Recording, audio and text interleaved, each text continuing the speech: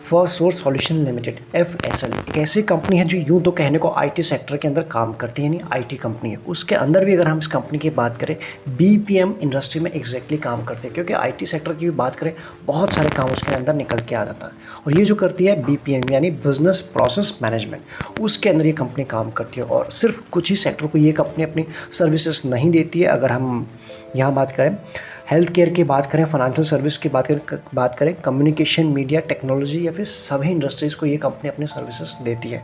उसके अलावा ही बात करें क्या सिर्फ इंडिया लेवल पे काम करता है, बिल्कुल भी नहीं। यहाँ पे आप देख सकते हो कि कंपनी जो इसके चार जियोग्राफिक बेसिस पे इसकी प्रेजेंस बनी है, फिर जहाँ से काम करती है USA, UK, Philippines and India. उसमें से भी इन चारों में से निकल के आते हैं 36 डिलीवरीज के सेंटर, यानी यहाँ से इन चारों कंट्रीज़ में है इसके 36 डिलीवरी सेंटर।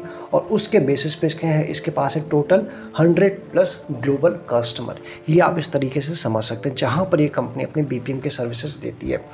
ये सर्विसेज देने के बाद इस कंपनी के पास जो रेवेन्यू निकल के आता है, यहाँ से बैंकिंग एंड फाइनेंशियल से निकल के आता है। 52% रेवेन्यू इस सेक्टर से निकल के आता है, यानी यहाँ पर सबसे ज़्यादा ये कंपनी अपनी सर्विसेज देती है, या फिर वहाँ पर रिक्वायरमेंट होती है, या फिर वहाँ से इनके क्लाइंट हैं। आगे अगर हम बात करें हेल्थ केयर से, 25% रेवेन्यू वहाँ से निकल के आता है। और बाकी जो बचता है communication and media and tech, वो आता है 20% रेवेन्यू। ये है कुछ इसके, और बाकी ये रहे।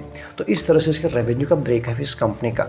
आगे अगर हम बात करें चार कंट्रीज़ में ये तो जियोग्राफिकली इस कंपनी की प्रेजेंस बनी हुई है, लेकिन ऑपरेशन की बात करें जो प्राइमरली है ऑपरेशन और क्लाइंट की बात करें 3 कंट्रीज़ में है। वो कौन सा है? USA, UK and India. ये तो एक चीज़ रही। हमने इसका रेवेन्यू भी देखा कहाँ से कितना आता है। साथ ही में अगर हम बात करें USA से सबसे ज़्यादा जो रेवेन्यू आता है जियोग्राफिकल बेसिस पे 61%, और बाकी जो आता है आप इजीली यहाँ पे देख सकते हैं कि UK से 37% और इंडिया से मेनली 1% के आसपास। एग्जैक्टली आप समझ पा रहे हो कि जियोग्राफिकल बेसिस पे कहाँ से रेवेन्यू आता है, और उस जियोग्राफी के बेसिस पर भी किस सेक्टर से आता है। नहीं, बैंकिंग सेक्टर से सबसे ज़्यादा आता है। और इसकी प्रेजेंस कहाँ कहाँ पर है एंड कंपनी क्या काम करती है, कुछ आपको समझ में आ रहा होगा। एज एन कंपनी तो हमने बड़े ही बेसिक में समझ लिया। अब बात करते हैं कंपनी ने अपना इन्वेस्टर को क्या दिया है पिछले 1, 2, 3 साल में। यहाँ पे आपके सामने है। डिस्पाइट दिस करेक्शन के बाद जो 1 साल के इस कंपनी ने रिटर्न दिया, बड़े ही मामूली से रिटर्न दिए हैं, सिर्फ पॉजिटिव 11% के रिटर्न। अगर देखे जाए पिछले 6 महीने में कंपनी रफली बात करें 36% डाउन है, यानी कि जो रिसेंट का करेक्शन है 5 से 6 महीने निफ्टी भी डाउन था। निफ्टी तो रिकवर कर गया, लेकिन स्टॉक अभी भी रिकवर नहीं किया। यही स्टॉक नहीं, कोई और भी स्टॉक अभी उतने रिकवर नहीं हुए। मार्केट को सिर्फ ऊपर गए हुए अभी 5 नहीं 2 हफ्ते ही हो रहे। तो ऐसे में ये रहे इसके 1 साल के जो रिटर्न है, माइनस जो 6 महीने -36 और 1 साल में पॉजिटिव 11। और बात करें 2 साल में 315 और 3 साल में 154। तो कुल मिला के लंबे टाइम होराइजन में इस कंपनी ने अच्छे रिटर्न दिए, लेकिन 1 साल में जितने भी इसके रिटर्न थे वो सारे वाइप आउट होते हमें दिखाई पड़ रहे हैं। और इसके पीछे का रीज़न, इसमें बड़ी शानदार रैली हमको देखने को मिली। अब वहाँ से जब प्रॉफिट बुकिंग आई तो डेफिनेटली प्रॉफिट बुकिंग भी वहीं आएगी जो शेयर सबसे ज़्यादा भागे थे, और ये उनमें से एक था। ऐसे में अगर हम बात करें अब क्या, ये जो रिटर्न दिए इसने, इसके पीछे जो रैली को ड्राइव किया था इस कंपनी के नंबर्स आपके सामने हैं। अगर हम क्वार्टरली देखें 2021 का, तो सबसे पहले अगर हम फोकस करने की कोशिश करें यहाँ पर 1463 था, 1485, 1429 यहाँ पे डिप, और उसके बाद 1464। तो कुल मिला के समझ में क्या आ रहा है, जैसे कि ग्राफ है एक स्टडी के फॉर्म में रहे इस कंपनी के सेल 4 क्वार्टर में। ना ही बहुत बड़े जिगजैग देखने को मिले, ना ही गिरे, ना ही बड़े, बिल्कुल जैसे थे वैसे ही कुछ देखने को मिले। उसी तरह से अगर इस कंपनी का ऑपरेटिंग की बात करें 234, 238, 239 एंड 238, तो अगेन आपको वो चीज़ें देखने को मिल रही है। ऐसे ही रहे इसके रिजल्ट, बिल्कुल स्टडी, कोई इंप्रूवमेंट नहीं आया 4 क्वार्टर में, जस्ट का तस रहे। नेट प्रॉफिट की बात करें उसमें आपको थोड़ा जंप देखने को मिली। एक रीज़न की बात करें, जितने भी ये IT कंपनीज होते हैं इनका जो भी अगर हम बात करें, जो जिनका रेवेन्यू डॉलर के फॉर्म में आता है, डॉलर काफ़ी इंपैक्ट करता है जब भी उनका रिजल्ट आता है। जैसे कि इस बार की अगर हम बात करें, डॉलर काफ़ी लाइफ टाइम हाई पे था अपना, अगर देखा जाए 77, 76 अब था, बढ़ा। तो ऐसे में जब इन कंपनीज़ के रिजल्ट आएंगे जिनकी कमाई डॉलर में होती है, तो डॉलर जब बढ़ा रहता है तो डेफिनेटली इनके रेवेन्यू में भी आपको बढ़ोतरी देखने को मिलेगी या फिर नेट प्रॉफिट में। तो ऐसे में अगर हम बात करें इसके साथ भी 47 की बात करें वो 35 पहुँचा है। तो पिछले 4 क्वार्टर में जैसे सेल्स नहीं बढ़ी है, ऑपरेटिंग प्रॉफिट नहीं बढ़ा, लेकिन नेट प्रॉफिट आपको बढ़ते हुए नजर आए, ये एक पॉजिटिव बात है। ओवरऑल इस कंपनी की अगर हम बात करें पिछले 4 क्वार्टर में नंबर्स अगर डिसअपॉइंटिंग नहीं थे तो बहुत ज़्यादा ख़राब या फिर अच्छे भी नहीं थे, जिस का तस है वो आपने देखा। ईयरली पे देख लेते हैं, कई बार क्या होता है कि शॉर्ट रन में चीज़ें उस तरह से परफॉर्म नहीं हो पाती, कोई भी रीज़न आ जाता है, लेकिन ईयरली पे आप देख पाएंगे 3535 से वो कहाँ पहुँच गए 5840। ये अभी तक कहे ना TTM तक का हमने डेटा लिया हुआ, TTM की हम बात कर रहे हैं। बाकी ग्राफ आपको दिखा रहा है कि साल ऑन साल बेसिस पर 18 से लेकर 21 तक इस कंपनी की सेल्स तो अच्छी रही है, जो हमें क्वार्टरली पे नहीं देखने को मिली थी। ऑपरेटिंग प्रॉफिट की बात करें 471, 552, 654 और उसका 9, ये अगेन TTM के नंबर हैं। तो यहाँ पर भी आपको एक अच्छा ही अप मूव देखने को मिल रहा है ईयरली बेसिस पे। और यहाँ 327, 378, 340 यहाँ पर आपको कुछ वैसा अभी भी अप मूव देखने को मिला, यहाँ पे देखने को मिला, तो वो देख सकते हैं आप। समवेयर इस कंपनी के नंबर्स इन लाइन थे, उतने इनमें आपको जंप देखने को नहीं मिली थी। तो मार्केट उससे पहले अच्छी रैली दिखा चुका था और उसके बाद हमें मिला करेक्शन अच्छा वाला इस शेयर में देखने को। अब एज ऑफ नाउ मार्केट भी करेक्शन का फेज पूरा कर चुका है और स्टॉक्स भी कर चुका है, तो ऐसे में वापस हमको रिकवरी देखने को मिल रही है। तो उन शेयर के ऊपर, उन स्टॉक्स के ऊपर हमारे फोकस डेफिनेटली होने चाहिए जिनमें आपको वैल्यू नज़र आ रही है एज ऑफ नाउ। तो सबसे पहले अगर हम बात करें इस कंपनी के जो सेल्स हमने देखे थे, सेल्स एंड प्रॉफिट ग्रोथ वो किस परसेंटेज से बढ़ रहे हैं फिर नहीं बढ़ रहे, वो आप देख लीजिए। ईयरली बेसिस पे हम यहाँ बात करें तो सारी चीज़ें आपके सामने है। 5 साल में इसका 9+ सेल्स ग्रोथ, 3 साल में 16+ और 1 साल में 41। जब आपने देखा था 2018, 19, 20 तो उस वक्त भी आपको ग्राफ कुछ अप में ही देखने को मिल रहे थे, वही सारी चीज़ें आपको देखने को मिल रही। कुल मिलाकर इस कंपनी की सेल्स ग्रोथ ईयरली बेसिस पर अच्छी है। प्रॉफिट ग्रोथ की बात करें वो भी आप देख लीजिए 19, 24 और 102।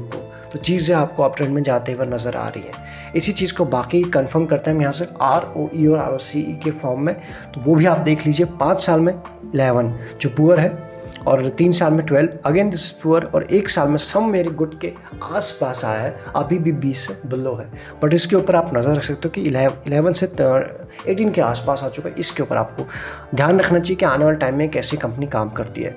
वहीं अगर हम ROCE की बात करें 13, दैन उसका 14 और उसका 21, यहाँ पर जाके कुछ इन सारे पैरामीटर में कहीं पे कुछ हुआ है। अगर हम जो बेसिक पैरामीटर लेके चले ना 20 का कि 20 से ऊपर हो तब जाके यहाँ पे मैच हुआ है। अदरवाइज ये नंबर भी जो अभी के देखने को मिल रहे हैं ये भी अच्छे तो गुड की कैटेगरी में आते हैं 18 और 21 जो ROE है। बात करें इस कंपनी के शेयर होल्डिंग पैटर्न के बारे में तो मेजॉरिटी जो है वो प्रमोटर के पास है, 53+ है और यहाँ पे आप देख सकते हो 53 इतने ही हैं इनके पास अभी भी। ऐसे में अगर हम बात करें जो 7.72 था वो 72 से 0.66 ज़रा से उन्होंने अपनी होल्डिंग को कम किया है। ये है पिछले 4 क्वार्टर में जो प्रमोटर ने काम किया है अपने शेयर होल्डिंग पैटर्न के ऊपर।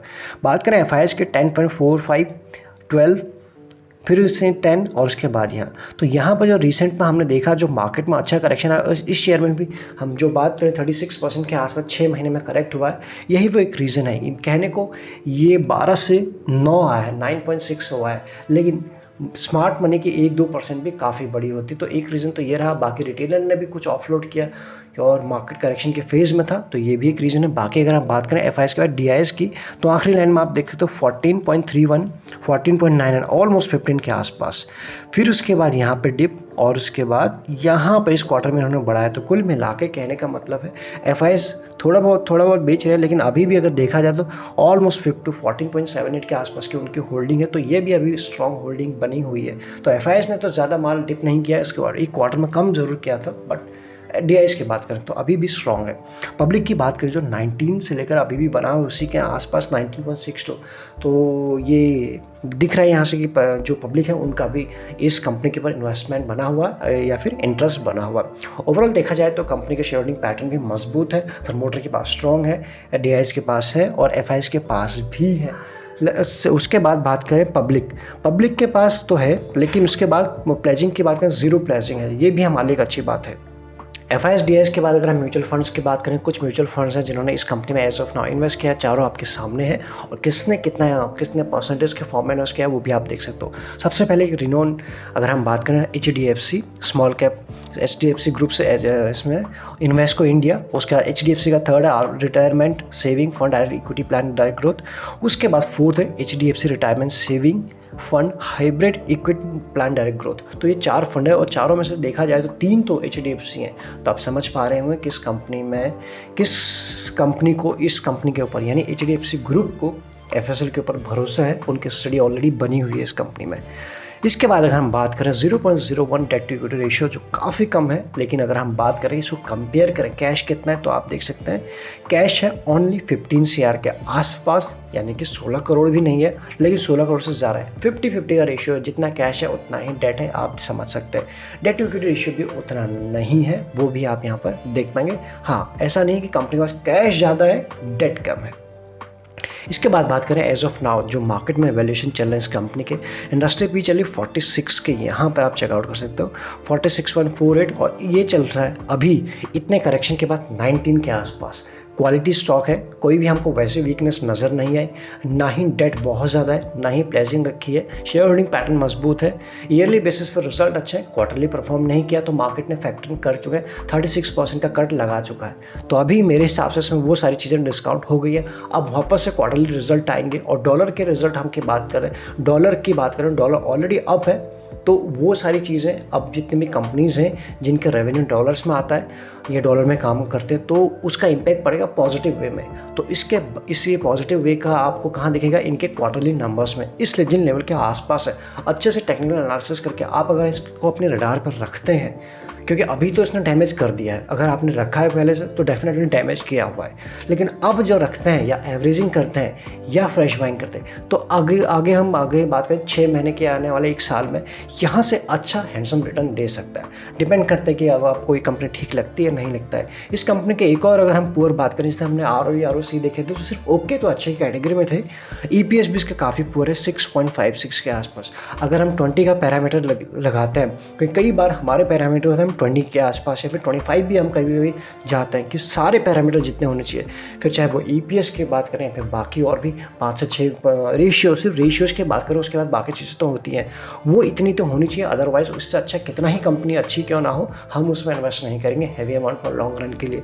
ट्रेडिंग तो हम स्विंग ट्रेडिंग तो किसी में भी कर सकते हैं, उसके लिए सिर्फ आपको टेक्निकल के एनालिसिस की ज़रूरत पड़ेगी। तो इस कंपनी के अगर हमने देखे तो फंडामेंटल भी ठीक है, सारी चीज़ें अगर ठीक टू ओके की कैटेगरी में आती है। पुअर क्या है इस कंपनी का, सेल्स ग्रोथ प्रॉफिट ग्रोथ वो हमने देखी थी। तो ऐसे में मेरे हिसाब से इसको रडार पर रख सकते हैं, स्विंग ट्रेड किया जा सकता है। बाकी आपको अच्छे से अपनी रिसर्च करनी। इस वीडियो में इतना ही, सारे इंपॉर्टेंट लिंक्स मिलेंगे आपको डिस्क्रिप्शन में। लगे यूजफुल तो आप ज्वाइन बटन भी कंसिडर कर सकते हैं। वीडियो को लाइक करें बिल्कुल नहीं जाएगा, बस इतनी दरख्वास्त है। Thank you so much.